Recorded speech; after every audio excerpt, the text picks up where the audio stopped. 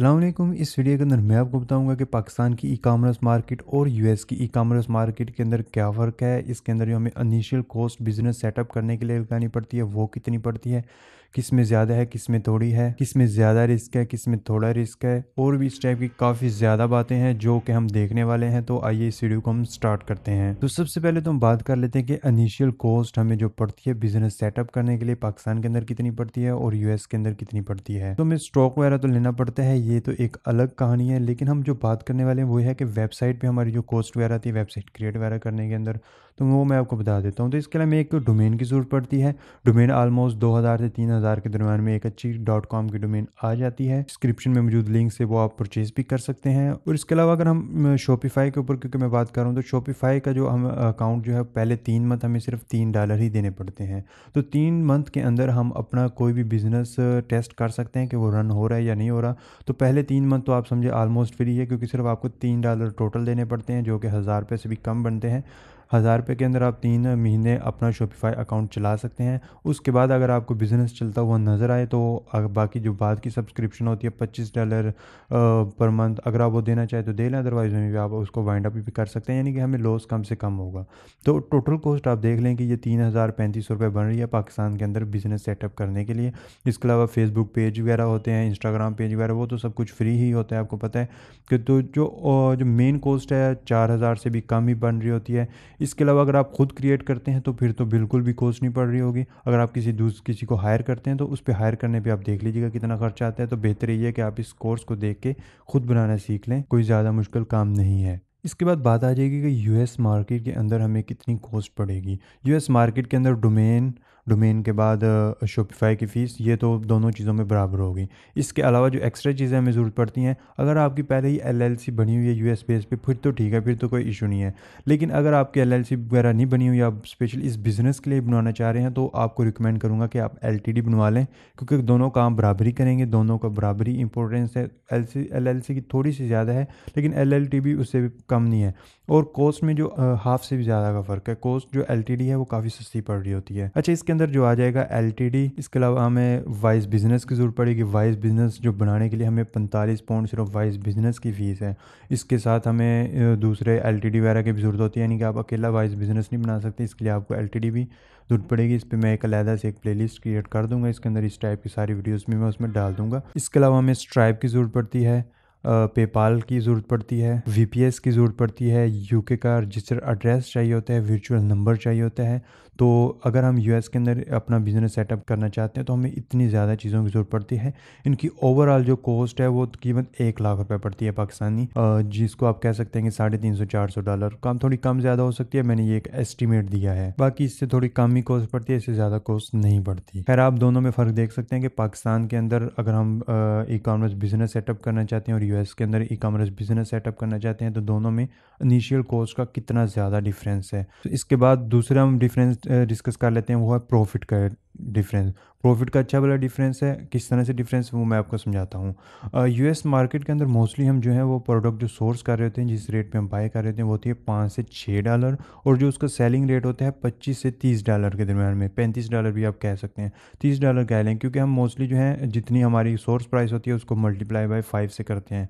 जैसे हमने $6 के लिया है तो मल्टीप्लाई बाय 5, उसको $30 में हम उसको सेल करेंगे। तो जब हम $30 में सेल कर रहे होंगे तो इस पर एड कॉस्ट वगैरह सब कुछ मिला के हमें जो प्रॉफिट बच रहा होगा वो $4-5 बच रहा होगा। तो अभी $4-5 अच्छे भले बनते हैं। कैसे बनते हैं मैं आपको बताता हूँ कि फॉर एग्जांपल अगर आपके दिन के 50 ऑर्डर आ रहे हैं, 100 ऑर्डर कह लेंगे आप, अगर आपके दिन के 100 ऑर्डर आने लग जाएं, ये अचीव करना थोड़ा मुश्किल होता है लेकिन अचीव हो सकता है। ऐसी बात नहीं है कि इम्पॉसिबल हो, पॉसिबल है, ये अचीव हो जाता है। अगर आपके $100 आने लग जाएँ तो आप सोच सकते हैं कि आप $400 से $500 डेली का अर्न कर रहे होंगे। ठीक है, यूएस मार्केट के अंदर इतना पोटेंशियल है कि आप $100 डेली आराम से निकाल सकें। लेकिन इसके बरक्स रिस्क भी है, वो आगे जाके हम डिस्कस करेंगे। अभी पाकिस्तानी मार्केट की हम बात कर लेते हैं। तो पाकिस्तानी मार्केट के अंदर इतना ज़्यादा पोटेंशियल नहीं है जितना यूएस मार्केट के अंदर है, लेकिन पाकिस्तानी मार्केट के अंदर भी आप अच्छा खासा अर्न कर सकते हैं। स्पेशली अगर आपका कोई ब्रांड है या फिर आप खुद मैन्युफैक्चरर हैं, फिर तो बहुत ज़्यादा अर्न कर सकते हैं। अदरवाइज़ आप होलसेल पर मार्केट से लेके भी सेल करें तो फिर भी कोई ऐसा इशू नहीं है। पाकिस्तानी मार्केट एक अच्छी मार्केट है। लेकिन इसके अंदर प्रॉफिट रेशियो है वो काफ़ी कम होती है, वो मैं आपको समझाता हूँ। इसके अंदर मोस्टली ये हो रहा होता है कि हम कोई 700-800 की, मैं अभी 2000 तक की सेलिंग प्रोडक्ट आप बता रहा हूँ कि 700-800 के प्रोडक्ट हम परचेज़ कर रहे हैं, उसको हम अगर हम 2000 पे सेल कर रहे हैं तो उसके अंदर मुश्किल से हमें 200-300 रुपये बच रहे होंगे। इसके अंदर काफ़ी टाइप की कॉस्ट वगैरह ऐड होती हैं, वो कॉस्ट जो है हम इसी कोर्स के अंदर आगे जाके डिस्कस करेंगे कौन कौन सी कॉस्ट होती हैं। अभी के लिए सिर्फ इतना ही समझ लेंगे, अगर आप एक प्रोडक्ट सेल करते हैं 200 से 300 रुपये आपको बच रहे होंगे। लेकिन आप इसके अंदर ये नहीं कर सकते कि अगर आप इसको स्केल करते हैं, अगर 100 ऑर्डर्स पर डे पे लेके जाते हैं तो ये प्रॉफिट मज़ीद कम हो जाएगा, क्योंकि आप जितनी जितने ज़्यादा ऐड कॉस्ट बढ़ाते जाते हैं आपके रिज़ल्ट की जो कॉस्ट है वो बढ़ती जाती है। अगर हमें पहले 400 रुपये में ऑर्डर मिल रहा होता है तो अभी 500, 550, 600 रुपये में हो जाएगा, तो हमारी जो प्रॉफिट है वो कम हो जाएगा उसी रेशो से। सो प्रॉफिट के लिहाज से देखें तो यूएस मार्केट बेहतर बनती है। अभी बात कर लेते हैं कि एड्स कॉस्ट के अंदर कितना डिफरेंस आता है। तो एड कॉस्ट के अंदर काफ़ी ज़्यादा डिफरेंस आ रहा होता है। मैं आपको इसकी एक छोटी सी एक एग्जांपल देता हूँ। तो जो यूएस के अंदर जो हमें इंप्रेशन मिल रहे होते हैं, 1000 इंप्रेशन पे $20, $30 तक भी उन्होंने वो एड्स के ऊपर काट रहे थे। $20-30 काफ़ी ज़्यादा बनते हैं, और उसकी वजह यह है कि अगर 1000 लोगों के सामने जाती है, जाहिर सी बात है उसमें से मुश्किल से 1 या 2 ऑर्डर हमें आना होता है।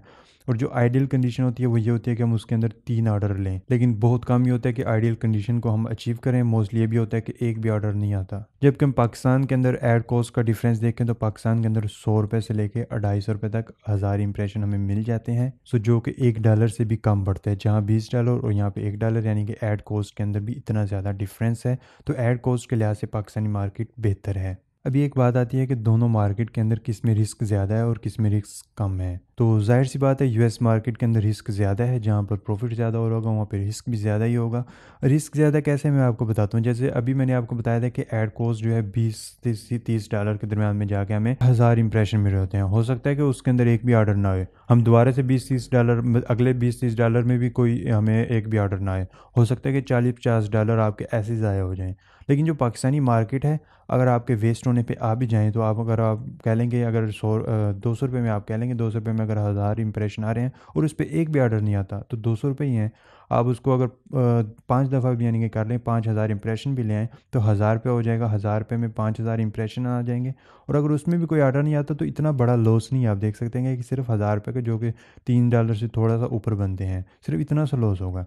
जबकि यूएस मार्केट के अंदर आप इतने ज़्यादा इंप्रेशंस लेंगे तो आपका जो है $100 के करीब नुकसान पहुंच चुका होगा। तो आपने ये बात ज़हन में रखनी है कि दोनों में रिस्क का बहुत ज़्यादा डिफरेंस है। पाकिस्तान को नॉन रिस्क मार्केट भी कहा जाता है कि इसके अंदर रिस्क ना होने के बराबर है, और यूएस मार्केट के अंदर रिस्क बहुत ज़्यादा है। इसके अलावा एक और रिस्क भी आता है, वो ये होता है कि हमारा जो पेपाल का अकाउंट हो गया, वाइज बिजनेस का अकाउंट हो गया, इस टाइप के अकाउंट काफ़ी दफ़ा बैन हो जाते हैं, और स्ट्राइप का अकाउंट भी बहुत ज़्यादा बैन होता है। जब ये हमारे अकाउंट वगैरह बैन हो जाते हैं तो हमारा बिज़नेस वहीं पे ख़त्म हो जाता है, बंद हो जाता है। तो हो सकता है कि हमने उसके ऊपर काफ़ी ज़्यादा हज़ारों के अंदर हज़ारों डॉलर इन्वेस्टमेंट की हो और अचानक से हमारा बिज़नेस बंद हो जाए, तो ये बहुत बड़ा रिस्क होता है इसके अंदर। आपने ये बात भी सहन में रखनी है। एक और डिफरेंस होता है सप्लायर का डिफरेंस, जो हमें यूएस के अंदर मोस्टली जब हम सेलिंग कर रहे होते हैं, यूएस के अंदर मोस्टली ड्रॉप शिपिंग चलती है, ठीक है। दूसरे भी बिजनेस मॉडल होते हैं जब हम ऑनलाइन सेलिंग कर रहे हैं, लेकिन मोस्टली जो पाकिस्तानी कर रहे होते हैं वो ड्रॉप शिपिंग ही करते हैं। तो ड्रॉप शिपिंग के अंदर जो हम सप्लायर ढूंढ रहे होते हैं, हम यूएस का बहुत ही कम चांस होते हैं कि हमें यूएस का सप्लायर मिले।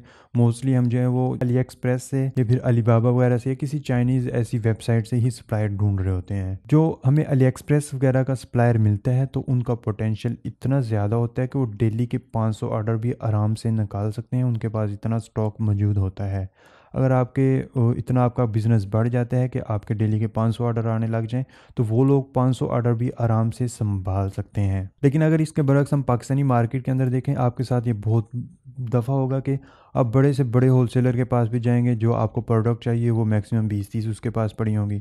आप या फिर लेने जाते हैं, उसके पास 100 प्रोडक्ट मिल जाएंगी, लेकिन जब आप नेक्स्ट टाइम उसके पास जाएंगे, आपको अचानक एमरजेंसी के अंदर ज़रूरत होगी, वो कहेगा कि मैं आपको मंगवा के दे दूँगा, हफ्ता लगेगा, 10 दिन लगेंगे, यानी कि उसके पास स्टॉक ख़त्म होगा। तो स्टॉक आउट का पाकिस्तानी मार्केट के अंदर बहुत ज़्यादा इशू रहता है। एक और दोनों मार्केट के अंदर डिफरेंस है, वो है स्केलिंग का डिफरेंस। स्केलिंग का डिफरेंस मैं आपको समझा देता हूँ। स्टार्टिंग के अंदर जब ये होता है कि जब हम 5-10 ऑर्डर निकाल रहे होते हैं, तो उस वक्त हमें अगर एक ऑर्डर में $4-5 भी मिल रहे हों तो काफ़ी होते हैं। जब हम चाहते हैं कि ऐड कॉस्ट जो है हम उसको बढ़ा दें, जैसे अभी हम ऐड स्पेंड हमारा डेली का $40 है, 40 से बढ़ा के हम डेली का 400 कर दें, तो उसमें क्या होगा कि हमें जो पहले $4-5 प्रॉफिट हो रहा था, 4-5 से कम होके $1-1.5 पे रह जाएगा कम। फॉर एग्जांपल हम $2 कह लेते हैं, लेकिन अब जो आपके ऑर्डर की रेशियो है वो पहले से 10 गुना तो नहीं बढ़ेगी, लेकिन 7-8 गुना कह लेंगे, 7-8 गुना बढ़ गई।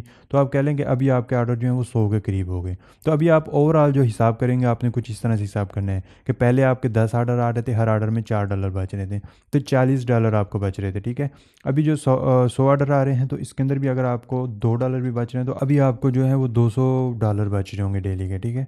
तो अभी ये देखेंगे इसके अंदर आपने, क्योंकि खुद पैकिंग वगैरह नहीं करनी होती, ऑर्डर फुलफिलमेंट वगैरह भी आपने खुद नहीं करने होते, इसके लिए टूल्स वगैरह होते हैं, वो खुद ब खुद ऑटो फुलफिलमेंट वगैरह होती है, यानी कि आपकी मेहनत बिल्कुल भी नहीं बढ़ती इसके अंदर। लेकिन अगर हम पाकिस्तानी मार्केट के अंदर देखें, अगर आपने थोड़ा सा भी अपने काम को बढ़ाना है, अगर आप 10,000 रुपये PKR पर डे स्पेंड कर रहे हैं, अगर आप उसको 1 लाख रुपये पर लेके जाएंगे, तो ऑर्डर्स तो आपके बढ़ेंगे, लेकिन आपके जैसे हमने ऐड कॉस्ट 10 गुना बढ़ाई है, इस तरह से आपके ऑर्डर 10 गुना नहीं बढ़ेंगे, आपके ऑर्डर 5 गुना, 4 गुना, 6 गुना, मैक्सिमम 6 गुना तक बढ़ रहे होंगे। यानी कि अगर आपके पहले 10 ऑर्डर आ रहे थे, तो अभी आपके 60 ऑर्डर हो जाएंगे।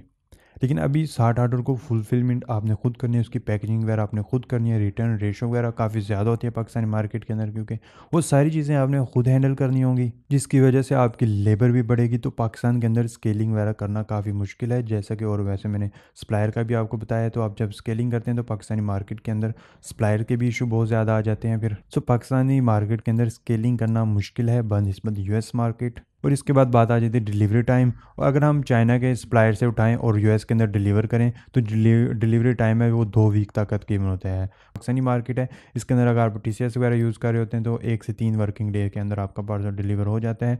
मोस्टली यही टाइम होता है, विद इन 1 वीक आपके पार्सल दूर से दूर इलाके के भी डिलीवर हो जाते हैं। सेम सिटी हो गया या फिर आपके मेन सिटीज़ वगैरह के अंदर मैक्सिमम 2 दिन के अंदर आपका पार्सल डिलीवर हो जाता है। तो डिलीवरी टाइम के लिहाज से पाकिस्तानी मार्केट बेहतर है। अभी बात आ जाती है पेमेंट गेटवे। जो पाकिस्तान के अंदर पेमेंट गेटवे हैं, कोई भी अच्छा नहीं है, स्पेशली जो हम शॉपिफाई के साथ लिंक करेंगे, तो हमें कोई भी अच्छा पेमेंट गेटवे नहीं मिलेगा।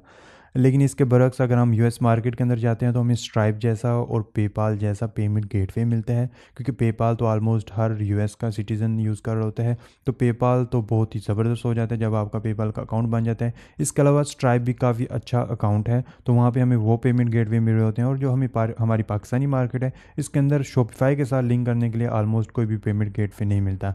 अगर आप वर्डप्रेस की तरफ जाते हैं, तो वहाँ पे हमें पेमेंट गेटवे काफ़ी मिल जाते हैं, लेकिन उन पेमेंट गेटवे में इतने ज़्यादा इश्यूज़ हैं, आप कहेंगे कि हम सिर्फ ओनली कैश ऑन डिलीवरी ही देते हैं, इन पेमेंट गेटवे की तरफ जाते ही नहीं है। इतने ज़्यादा आपको इश्यूज़ वगैरह देखने को मिलेंगे इसके अंदर। इसके बाद बात आ जाएगी रिटर्न रेशो। जो US की मार्केट है, उसके अंदर रिटर्न रेशो बिल्कुल ना होने के बराबर है। क्यों ना होने के बराबर है? क्योंकि वहाँ पर आप कैश ऑन डिलीवरी तो देते नहीं।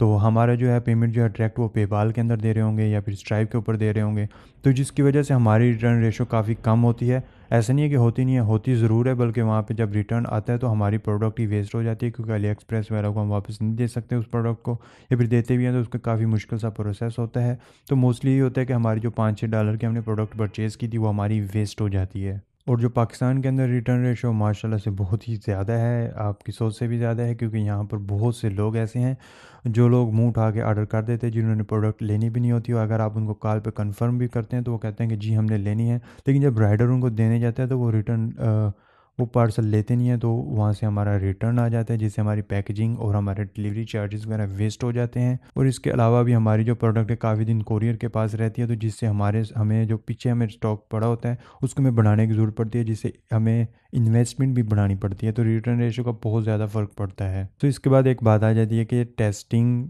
अगर हम कोई भी प्रोडक्ट की टेस्टिंग कर रहे हैं कि पाकिस्तानी मार्केट के अंदर वो चल गई या नहीं चली, वो हमें फ़ायदा देगी नुकसान देगी, और इसी तरह से US मार्केट के अंदर आप एक प्रोडक्ट टेस्ट कर रहे हैं, तो इसके अंदर काफ़ी ज़्यादा फ़र्क आता है। जो हमारा एड स्पेंड होता है, अगर हम US मार्केट के अंदर कोई प्रोडक्ट टेस्ट कर रहे हैं, इनिशियल कॉस्ट तो एक तरफ है, उसके अलावा मैं बात कर रहा हूँ कि इनिशियल कॉस्ट के अलावा भी जो हमारी कॉस्ट वगैरह आ रही होती हैं, उसके अंदर जो टेस्टिंग के अंदर $300-400 आराम से एक प्रोडक्ट को सही तरीके से टेस्ट करने में लग जाता है। वैसे तो आप 2 दिन के नतीजे पे जाएंगे, तो काफ़ी दफ़ा ये होता है कि आपने कोई ऐड रन की है, पहले 4 दिन कोई रिज़ल्ट नहीं आया, और 5वें दिन आप में उसके इतने रिज़ल्ट आते हैं कि जो पहले 4 दिन के थे उसकी भी सारी कसर निकल जाती है। तो काफ़ी लोग होते हैं कि 2 दिन बाद ऐड बंद कर देते हैं, जिससे उनकी सही से टेस्टिंग नहीं हो पाती। तो एक प्रोडक्ट की सही तरीके से टेस्टिंग करने के लिए US मार्केट के अंदर हमें जो चाहिए होते हैं वो $300 से $400 चाहिए होते हैं। अगर हम पाकिस्तान मार्केट बात करें, तो पाकिस्तान के अंदर आप कोई भी प्रोडक्ट अच्छे तरीके से टेस्ट कर रहे हैं, तो उस पर जो ऐड स्पेंड होगा, इसके अलावा जो हमें कॉस्ट है वो उनको लहदा रखें। ऐड स्पेंड की मैं सिर्फ बात करूँ, वो कीमत 10 से 15 हज़ार के दरमियान में होगा। इसके अलावा आपने जो प्रोडक्ट ख़रीद के रखी थी उसका अलहदा से होगा। और इसमें ये भी होगा ना कि आपने अगर 10-15 हज़ार रुपये ऐड पे लगाए हैं, ऐसा नहीं है कि आपको बिल्कुल ज़ीरो ऑर्डर आएंगे। ऑर्डर इसमें भी काफ़ी आएंगे, तो आपकी एटलीस्ट आपको लॉस नहीं हो रहा होगा यहाँ पे। आपकी जो है ये हो सकता है कि आप ज़ीरो ज़ीरो प्रॉफिट पे सेलिंग कर रहे हो या फिर थोड़ा बहुत लॉस हो रहा हो। तो यहाँ पर रिस्क बिल्कुल ना होने के बराबर है पाकिस्तानी मार्केट के अंदर।